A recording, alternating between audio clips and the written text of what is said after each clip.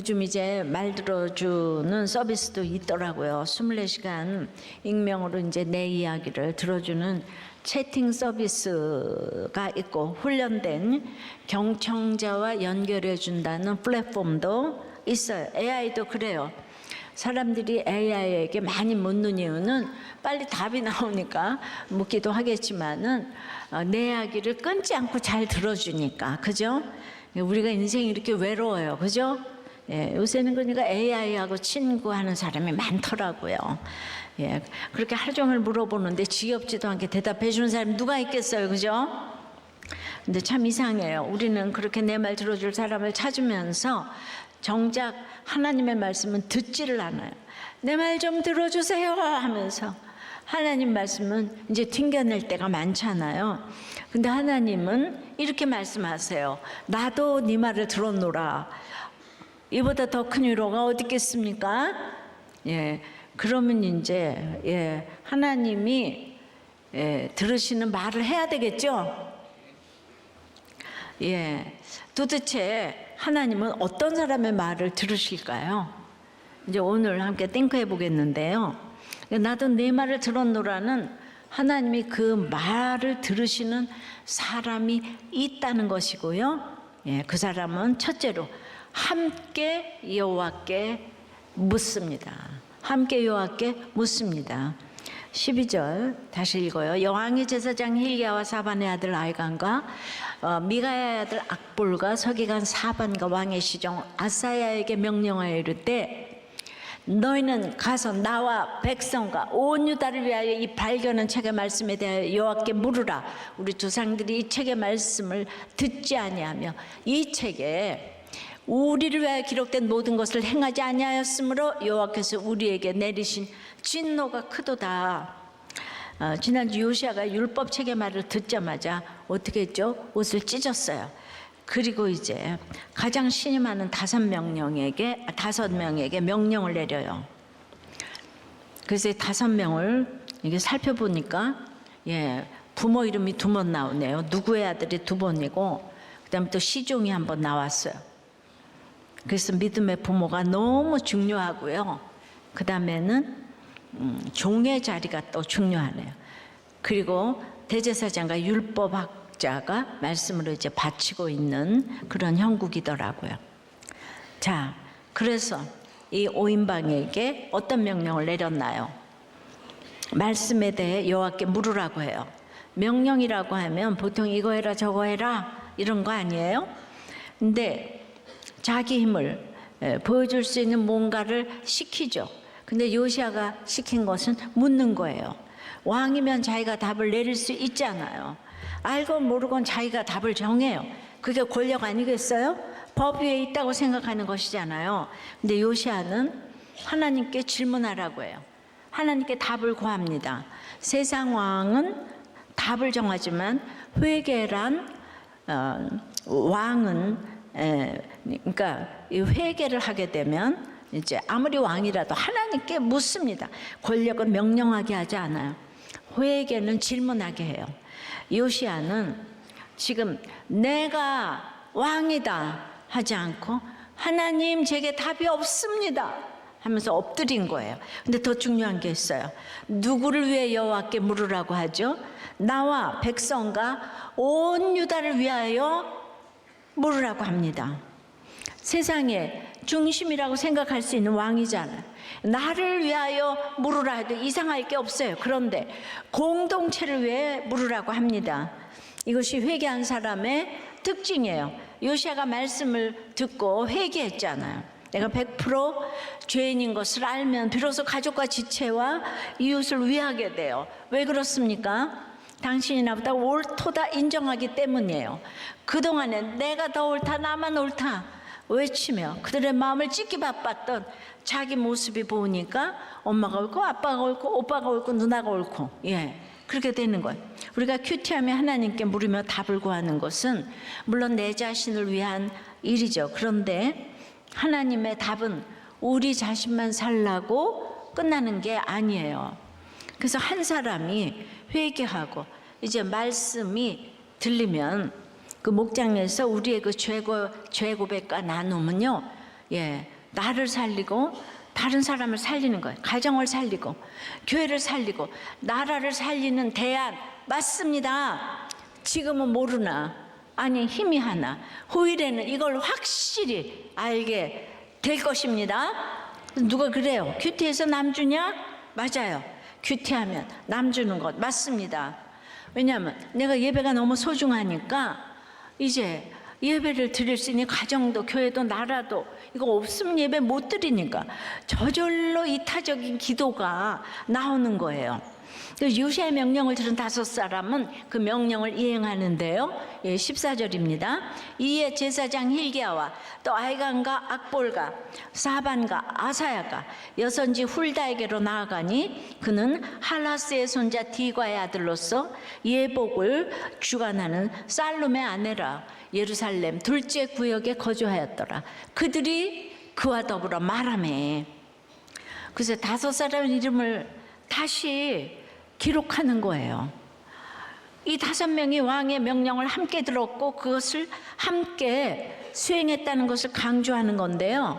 이 5명이 얼마나 중요하면 이렇게 이제 12절에 언급해서 14절에 또 다시 2번이나 이름을 이렇게 언급했을까요? 그래서 제가 이름의 뜻을 좀 살펴봤잖아요.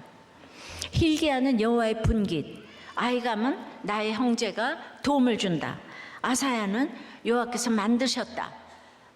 이 뜻은 좋은데 악볼은 들쥐, 사바는 너구리, 훌다는 두더지 뭐 이런 뜻이 있더라고.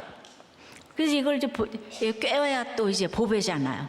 그러니까 사람은 이렇게 두더지 같고 너구리 같고 들쥐 같고 평범하고 이 동물만 하고 형편없지만 여호와께서 만드셨기에 여호와의 분깃이 돼요. 형제가 도와주지 않으면 아무것도 아니라는 의미가 이름의 뜻에서도 이 구속사가 나타나네요. 천국에서 똑같이 만날 것인데 요시아가 사람을 구원의 관점에서 차별하지 않고 등용했구나 이런 생각이 이제 들더라고요. 이 차별 없는 환경에 5인방이 이 땅에서 또다시 차별받을 만한 여선지 훌다에게 물으러 갔어요. 자, 당시에는 그 위대한 예레미야 선지자도 있었고 스바냐 선지자도 있을 때였어요. 중요한 것은 왕도 제사장도 서기관도 그 어떤 사람도 하나님의 말씀이 있는 곳이면 다 함께 물으러 가야 한다는 가치관이 그들에게 함께 있었다는 거예요.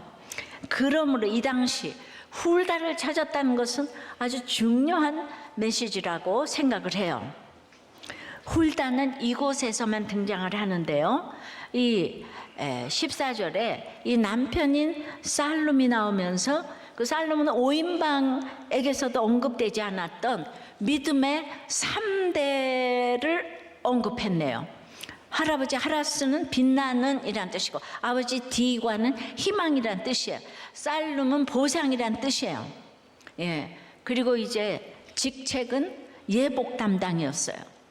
근데 이런 살룸의 직책이 10장 22절에 나오는 같은 예복이지만 거기는 바알의 예복 맡은 자의 직책이 나왔잖아요. 바알의 예복과 지금 이제 이쪽 이제 이 성전의 예복과 비교되기 때문에 이 집은 이 독실한 집안이었을 것으로 추정이 이제 되죠. 그런데 이제 왜 독실한가? 이들이 예루살렘 둘째 구역에 살았다고 하는 거예요. 이 둘째 구역. 이거 왜 이런데 이거 썼겠어요?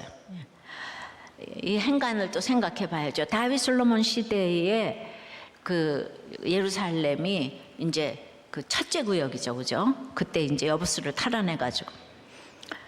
근데 그 첫째 구역이라면 이 둘째 구역은 BC 722년에 북이스라엘이 망했잖아요, 그죠?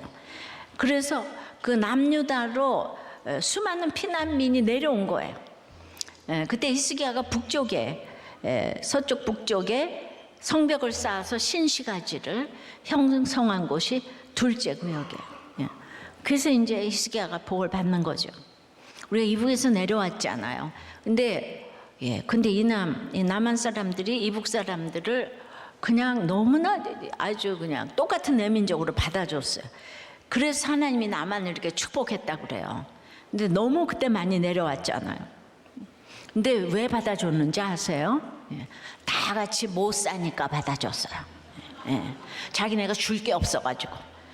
근데 지금 우리나라 너무 잘 살잖아요. 근데 북한에서 내려오면 탈북자라고 부르잖아요. 지금은 완전히 달라졌어요.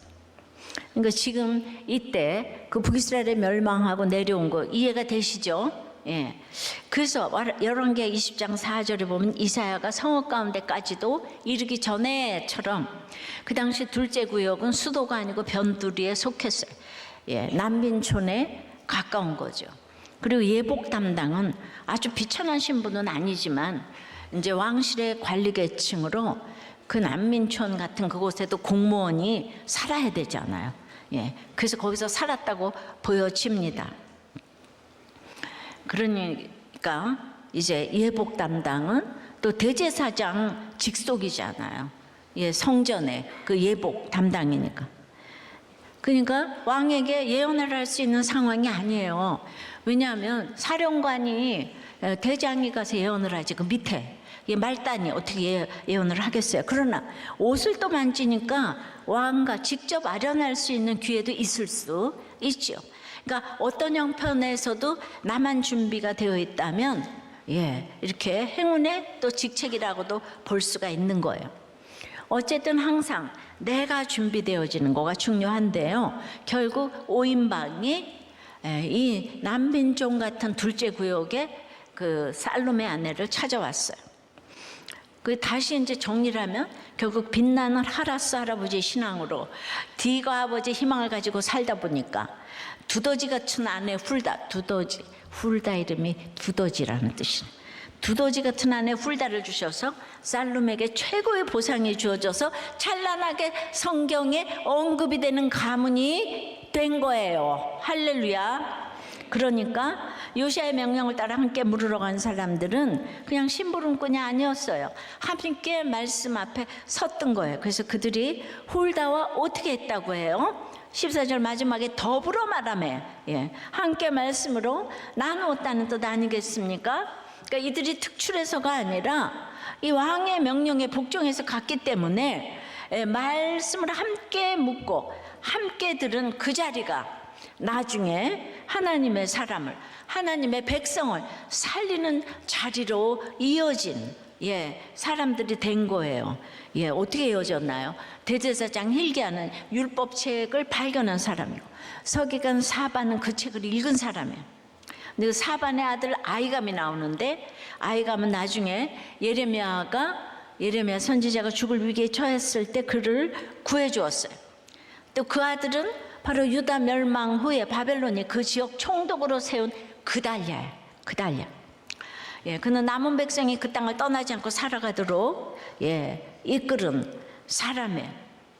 그러니까 사반의 집안이 이렇게 두고두고 말씀의 역사와 연결이 되네요.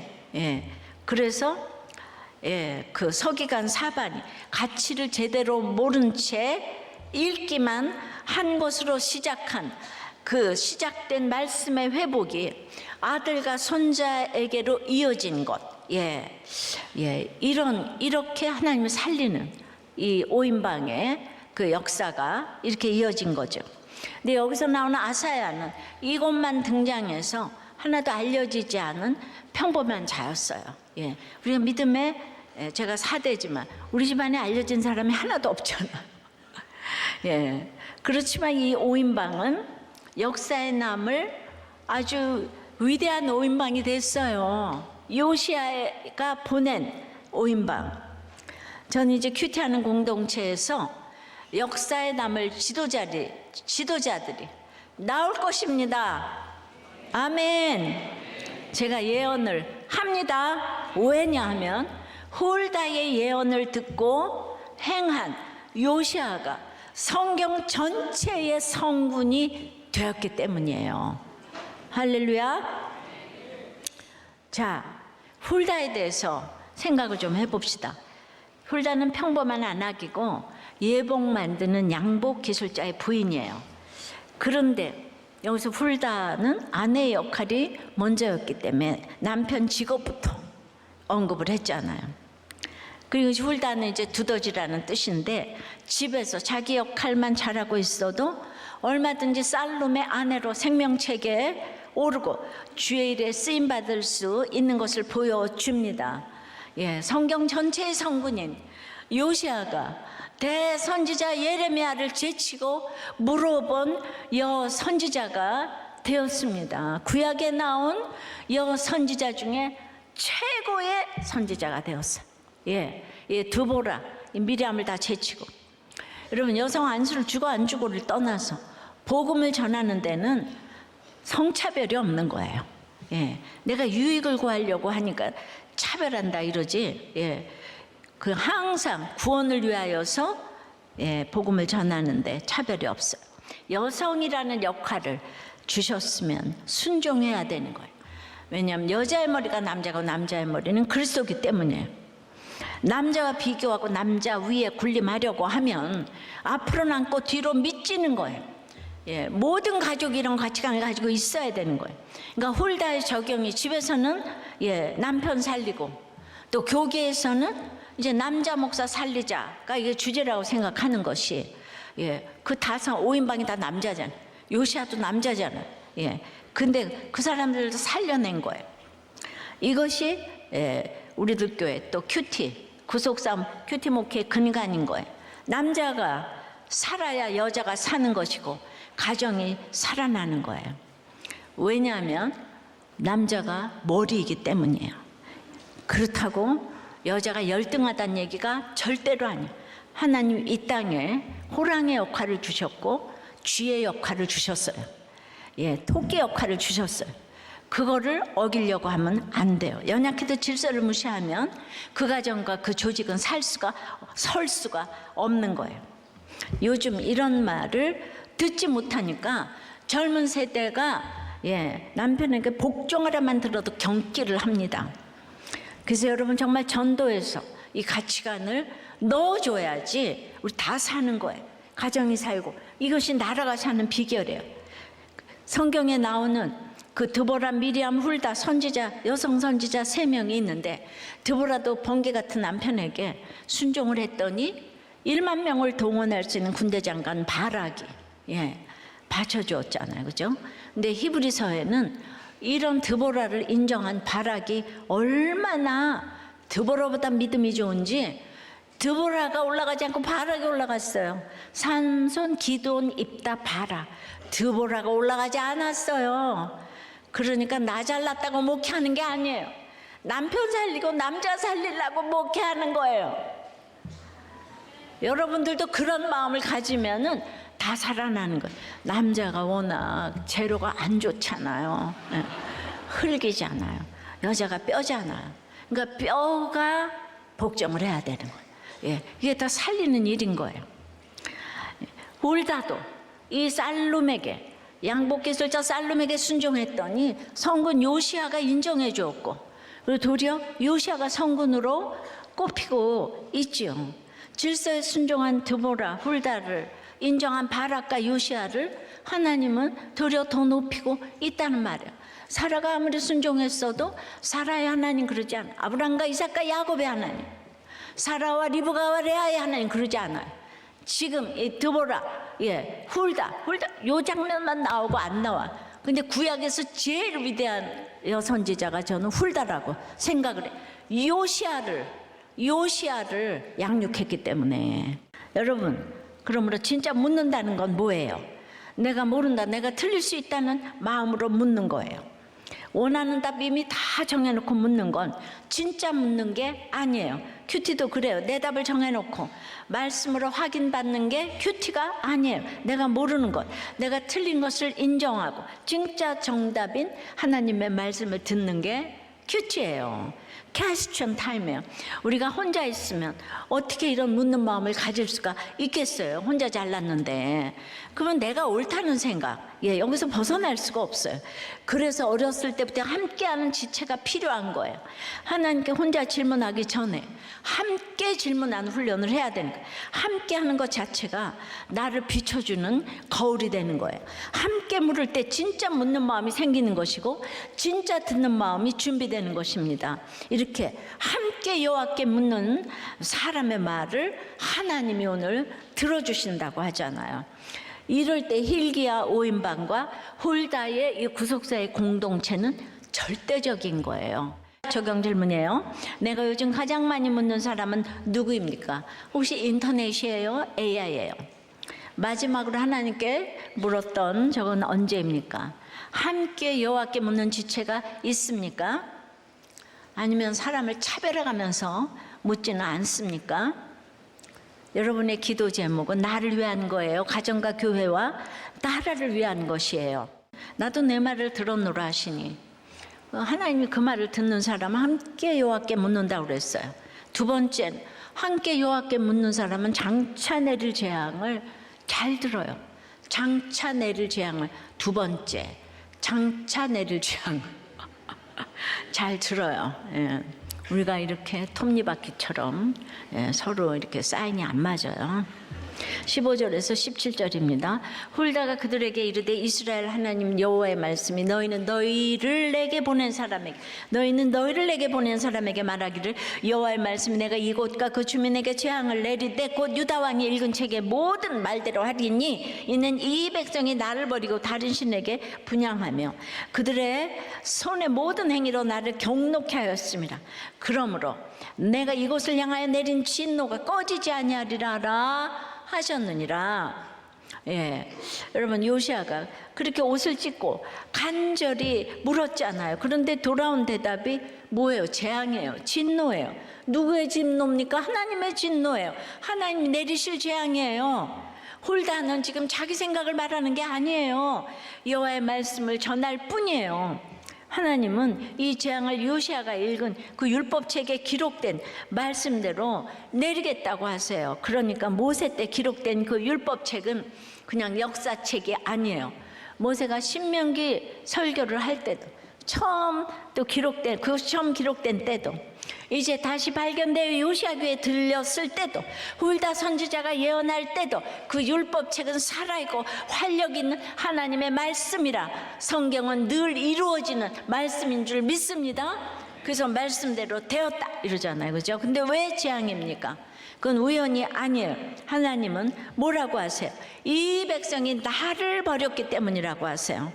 잘 보세요. 조상이 문제가 아니에요. 지금 여기 있는 이 백성이 문제인 거예요. 이 백성이 다른 신에게 분향했기 때문이라고 하십니다. 이 백성이 그들의 모든 행위로 나를 경노하게 했기 때문이라고 하세요. 하나님이 택하신 백성인데 그들이 그 자리를 버리고 떠났기 때문에 하나님이 재앙을 내리시겠다고 아주 친절하게 지금 설명을 해주세요. 얼마 전에 봤지만 이 재앙을 내리겠다는 표현은 남북 이스라엘 왕 중에 3명에게만 쓰였어요. 북이스라엘의 여로보암과 아합과 남유다의 이 55년 짓고 난 므낫세 다윗과 반대되는 가장 악한 왕들이에요. 이런 재앙이 이제 옷을 찢는 회개로 하나님께 물은 요시아에게도 선언되는 거예요. 그것도 이번엔 그 진노가 꺼지지 아니하리라 하시며 지울 수 없는 마침표를 딱 찍으시는 거예요. 재앙은 반드시 임할 거예요. 확정이에요. 돌이킬 수 없어요. 이 얘기하는 거예요. 요시아는 이렇게 장차 반드시 임할 재앙에 관한 말씀을 들었어요. 이미 율법책에서 읽은 재앙이에요. 그것에 대해 어찌할 바를 모르니 하나님께 물었어요. 답 주시기를 기대했을 겁니다. 그런데 돌아온 답이 뭐였어요? 답이 없다. 재앙은 온다. 못 돌이킨다. 못 피한다. 이게 답이었어요. 여러분 옷을 찢는 회개를 한 요시아라도 이 말씀 듣기란 어려웠을 것 같아요. 절망 가운데 하나님께 묻는 것이 더 절망하기 위한 것은 아니잖아요. 그래도 절망에서 벗어날 해결책을 기대하면서 말씀도 보고 기도도 하는 것 아니겠습니까? 요시아도 마찬가지였죠. 그런데 절망의 마침표를 찍어주시니 너무도 힘들었을 것 같아요. 그러나 여러분, 하나님만이 100% 옳으십니다. 이걸 인정하면 하나님의 말씀은 어떤 것이라도 오늘 내게 주시는 응답으로 들을 수 있어요. 반대로 응답으로 받아들이지 못하는 말씀이 있다면 그건 내가 아직 하나님이 100% 옳으시다는 고백을 못하는 거예요. 그래서 믿음의 분량만큼 들을 수 있어요. 근데 여기서 한 걸음 더 들어가 보면요, 하나님은 왜 요시야에게 이 장차 임할 재앙을 말씀해 주실까요? 하나님은 침묵하실 수도 있었어요. 너무 한국교회가 듣기 원하는 위로와 소망의 말씀만 주실 수도 있었어요. 요시야 보세요. 얼마나 불쌍해요. 아버지가 살해당했죠. 그리고 그런데도 종교개혁을 하니까 얼마나 가상해요. 근데 요시야야, 너무 안 됐다. 하나님 이렇게 하지 않으셨어요. 요시야의 감정도 중요하지만 그보다 훨씬 더 중요한 게 백성의 생명이고 그보다 더더욱 중요한 게 구원이기 때문이에요. 응답은 하나님의 뜻 그대로 알려주시는 것이에요. 내가 원하는 답이 응답이 아니에요. 많은 경우, 아니 대부분의 경우에 내가 원하는 답은 오답이 많아요. 사실과 달라요. 구원과 반대돼요. 우리는 합격을 응답으로 받기를 바라죠. 성공의 소식을 듣기를 원해요. 그런데 그 다음이 뭐예요? 하나님 없이 합격하고 성공하면 결국 내가 하나님 되는 거잖아요. 구원의 길을 멀리 떠나고 말아요. 하지만 반대로 내가 원치 않는 불합격과 실패의 소식을 들으면 어떻습니까? 이 땅에서 기댈 것이 없어지면 없어질수록 하나님을 찾게 되죠. 하나님을 가까이 하게 돼요. 그렇다면 뭐가 진짜 응답입니까? 내가 원하는 게 아니라 하나님이 뜻하시는 구원이 진짜 응답인 거예요. 구원을 위해서 지금 불합격이 필요하면 불합격이 응답이고요. 실패가 지금 나를 구원으로 이끄는 끈이라면 실패가 응답이에요. 지난주 선거도 그래요. 당선된 사람보다 낙선된 사람이 훨씬 많아요. 당선이 상 같아요. 교만해지면 그 당선이 벌이에요. 낙선이 벌 같아요. 하나님께 돌아오면 그 낙선이 상이에요. 우리는 그래서 듣기 싫은 말씀, 무서운 말씀도 아멘 하며 받아들여야 합니다. 장차 내릴 재앙을 오늘 내게 주시는 말씀으로 들어야 해요. 여러분, 복음이 뭐예요? 장차 받을 환난을 미리 듣는 거예요. 데살로니가전서 3장 4절에 우리가 너희와 함께 있을 때에 장차 받을 환난을 너희에게 미리 말하였는데 과연 그렇게 된 것을 너희가 아느니라. 미리 들었으니까 환난이 와도 요동치 않는 거예요. 이게 예방주사인가 조금 아프죠. 근데 결코 상하지 않아요. 장차의 말 환난을 미리 듣는 것 자체가 복이에요. 복음이에요. 요시야가 지금 딱 이런 겁니다. 재앙을 미리 들었어요. 그래서 그 재앙이 와도 무너지지 않고 오히려 그 말씀 앞에서 옷을 찢으며 회개하는 마음으로 개혁을 계속 이어갈 수 있었던 것이에요. 그러니 여러분, 어떤 말씀도 잘 들으시기를 바랍니다. 그 장차의 말 재앙의 말씀도 주님의 응답으로 들으시기를 축복해요. 왜냐하면 바로 이런 사람의 기도도 주님이 들으시기 때문입니다. 적용 질문이에요. 장차 내릴 재앙이 듣기 싫어. 주님을 멀리했던 적이 있습니까? 그것을 회개하고 돌이켰습니까? 후회만 하고 있습니까? 여전히 그 자리에 있습니까? 하나님만이 100% 오르시다는 고백에 얼마나 아멘할 수 있습니까? 그 성경을 차례대로 읽어가니까 이런 얘기를 하는 거죠. 이런 거를 날마다 본문을 따로 여기저기 하면 이런 설교는 절대로 못 들어요. 여러분이 싫어할 것 같으니까 절대로 안. 그래서 할 수 없이 이렇게 차례대로 본문 순서에 따라서 지금 이런 본문이 왔다는 걸 여러분들은 너무 놀랍게 해석하고 들어야 돼요. 나도 네 말을 들었노라. 첫째, 함께 여호와께 묻습니다. 함께 물으면은 또 장차 내릴 재앙을 잘 들어요. 세 번째는 하나님이 들으시면 평안한 거예요. 하나님이 들으시면 우리 인생이 평안해요. 18절 19절입니다. 너희를 보내 여호와께 묻게 한 유다 왕에게는 너희가 이렇게 말하라. 이스라엘의 하나님 여호와가 이같이 말씀하셨느니라. 네가 들은 말들에 대하여는 내가 이곳과 그 주민에게 대하여 빈토가 되고 저주가 되리라 한 말을 네가 듣고 마음이 부드러워져서 여호와 앞 곧 내 앞에서 겸비하여 옷을 찢고 통곡하였으므로 나도 네 말을 들었노라 여호와가 말하였느니라. 하나님이 요시야를 지금 유다 왕이라고 부르세요. 앞서 15절에는 그냥 너희를 내게 보낸 사람, 그러니까 훌다가 요시야를 이렇게 표현해요. 너희를 내게 보낸 사람. 이거는 유다 전체에 내리실 재앙의 말씀이기 때문에 요시야도 그냥 일반 백성의 원 오브 댐인 거예요. 예, 그러니까 진짜 이 훌다가 얼마나 묵상을 많이 했으면 특별할 게 없어요. 하지만 이제 하나님은 요시야를 유다 왕이라고 하세요. 높이세요. 높이시고 아주 특별한 말씀을 주십니다. 무슨 말씀이에요? 제일 먼저 말씀하시는 게 놀랍게도 네가 듣고, 예, 뭘 들었어요? 이곳과 그 주민에 대하여 빈토가 되고 저주가 되리라 한 말, 이걸 네가 들었다. 재앙의 말씀이죠. 듣기 힘든 말, 듣기 싫은 말을 요시야가 잘 들었다는 거. 잘 들어서 하나님이 지금 인정하시는 거예요. 네가 내 어려운 말을 들었구나. 그리고 이어서 마음이 부드러워졌다는 거예요. 예, 딱딱하게 굳어있던 마음이 말씀 앞에서 녹은 거예요. 강한 마음이 아니라 약한 마음인 거예요. 힘 빠진 마음이에요. 똑같은 말씀을 듣고도 어떤 사람은 돌처럼 튕겨내고, 예, 요시야는 스펀지처럼 빨아들였어요. 예, 그러니까 듣고 부드러워져서. 그러니까 우리들 교회 직분자도 이 재앙에 대해서 어떻게 반응하는가, 재앙에 대해서 어떻게 마음이 부드러워졌는가, 이게 이제 직분자가 되는데 큰 역할을 하는 거예요.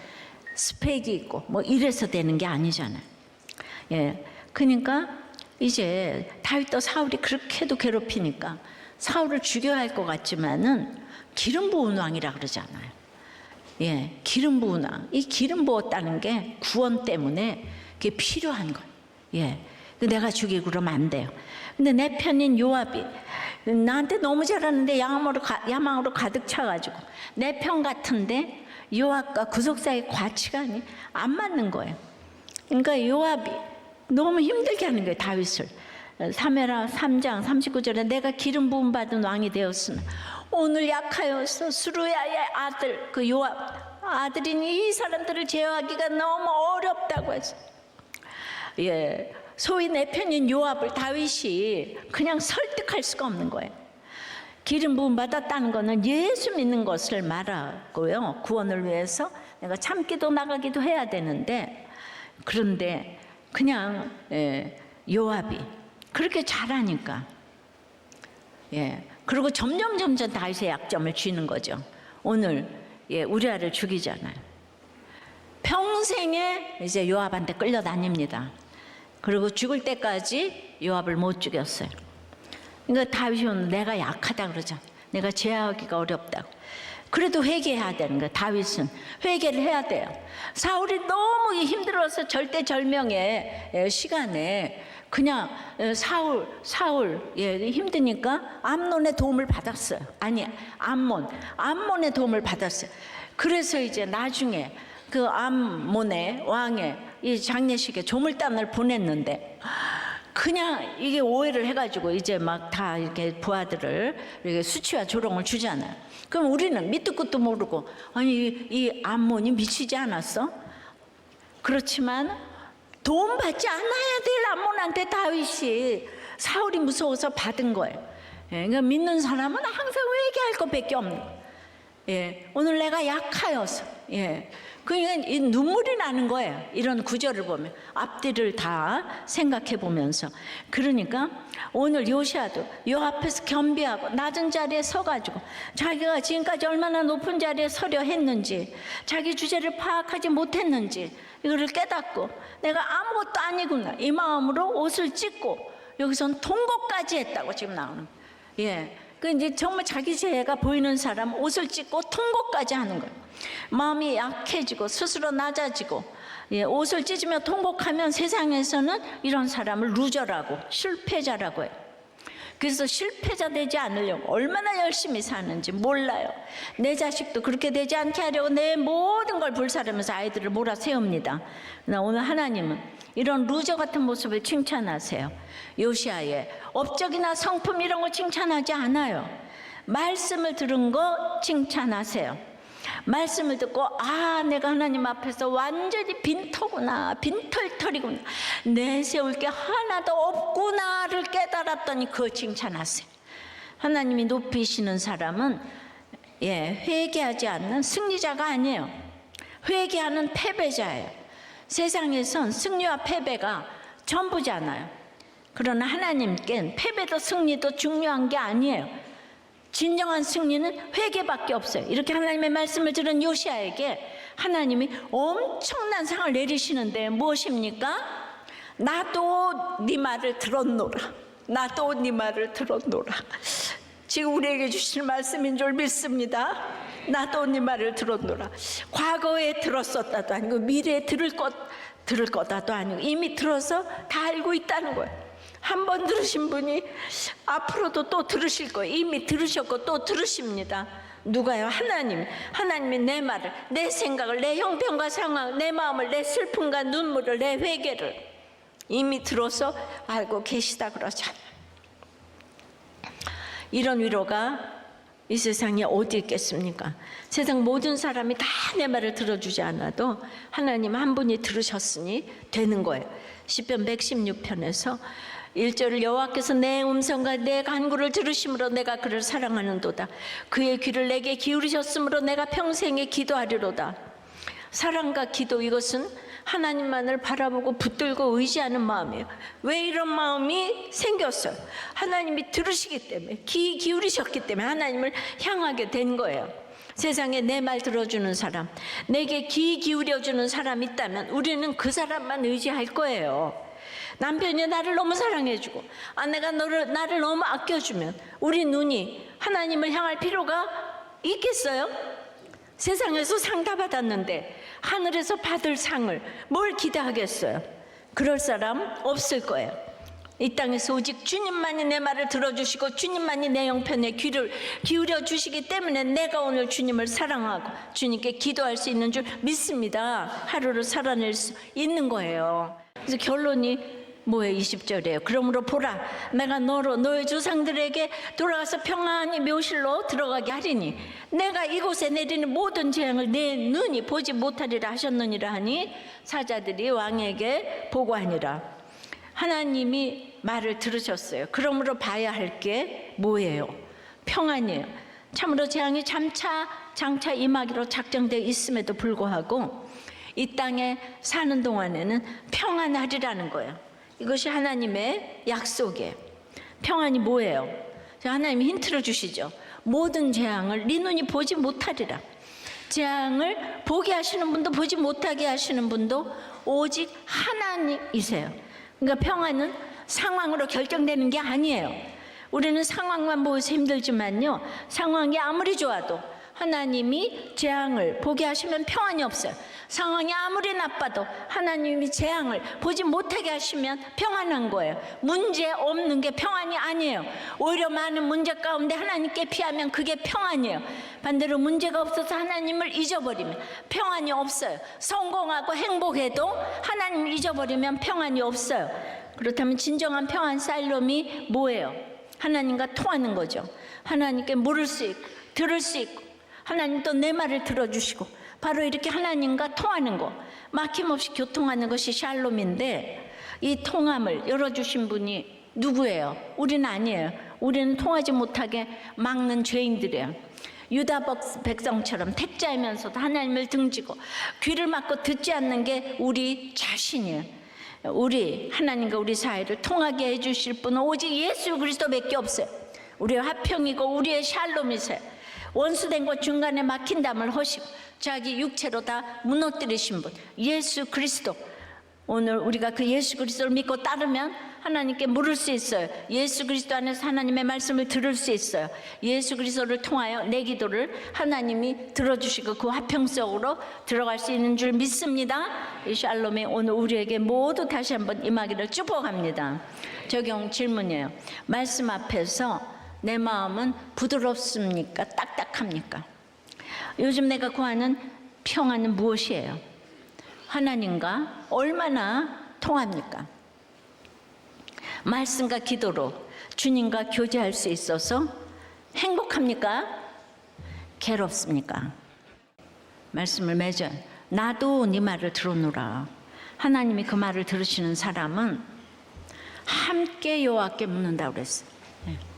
함께 여호와께 묻는 사람은 장차 내릴 재앙을 잘 들어요. 이 하나님 자체가 상급이기 때문이에요.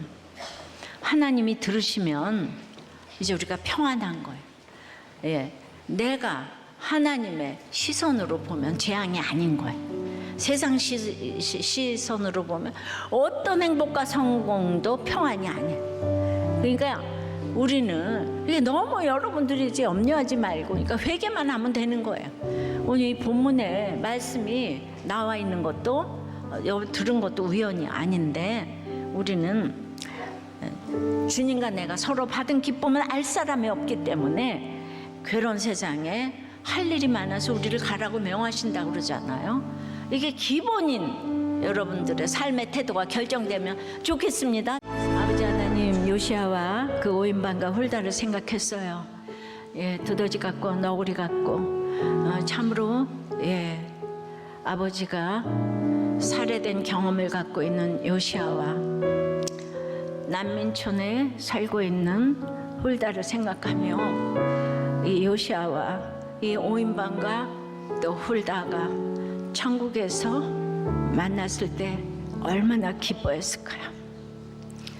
우리의 대통령, 우리의 임금은 대단한 사람이 성경에서 그 전체 성군으로 추앙되고 있는 요시아는 대단한 사람이 아니고 이렇게 고난에 정말 그 바가지 속에 있었던 사람이라 저 5인 공동체에서 목장을 했다면 많은 사람들이 살아났을 것 같아요. 서로 위로를 하면서 우리 형제가 있다고, 하나님이 너를 도와주신다고, 일으키신다고 하는 이 말을 듣는 우리의 공동체가 되어서 함께 물어볼 때 함께 듣는 재앙의 말씀을 잘 들어서 하나님이 들으시니까 이게 평안이 있는 공동체가 되어서 여러분들의 목장에서 많은 사람들을 살려내는 이 공동체가 되면 좋겠습니다. 홀다 공동체, 5인방 공동체가 되어서 우리에게 이 땅에서 정말 사명을 찾는 거는 다른 사람들을 살리라고 우리에게 고난을 주셨는데, 주님 그런 공동체가 되어서 이렇게 말세지 말에 우리가 할 일을 찾게 도와주시옵소서. 주님, 가정이 지켜지는 것이 동성애를 막는 비결이에요. 다른 것 안 해도 나부터 집에서 복종하고 사랑하는 가정이 될 때 주님이 나도 네 기도를 들었다고 하시니 주님 주여 역사하여 주시옵소서. 그래서 주님 이 나라를 위해 회개합니다. 용서해 주시옵소서. 우리 교회를 위해 회개합니다. 용서해 주시옵소서. 우리 집을 위하여 회개합니다. 용서해 주시옵소서. 주님, 제가 입으로라도 회개하지 않고는 견딜 수가 없어서 회개합니다. 주여 우리를 살려주시고 도와주시고 불쌍히 여겨 주시옵소서. 비록 값주고 사신 이 나라에 아버지 하나님, 주님께서 눈동자같이 지키시고 보호하시고 구원하여 주시옵소서. 지켜 주시옵소서. 주여 도와주시옵소서. 주여 도와주시옵소서. 하나님이 말을 들으는 우리가, 하나님이 나도 네 말을 들었다 하는 모든 선량들이 되어서 아버지 모두 회개하는 우리의 지도자들이 될 수 있도록 역사하여 주시옵소서. 네 기도를 들었다 이 말씀을 깨닫고 신앙 고백으로 드린 헌금을 주님 받아 주시옵소서.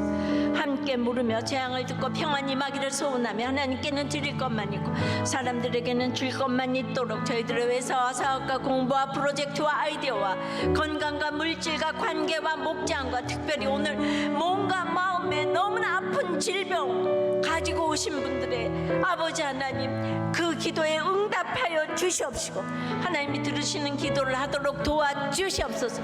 안수하여 주시옵소서. 살려 주시옵소서. 고쳐 주시옵소서. 고쳐 주시옵소서.